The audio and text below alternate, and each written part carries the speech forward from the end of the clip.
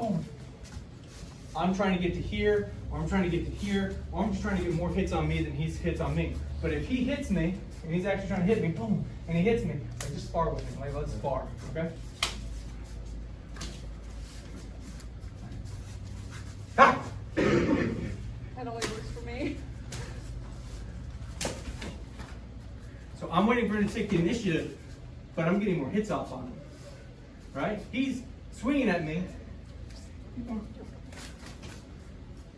but I'm waiting for him to take the initiative so that he gives me an opening, okay?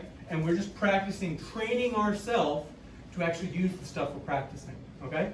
Because this takes discipline to use in a fight. It takes discipline to wait for him to hit you. It takes discipline, mental discipline, to not play his game and to make him come to you.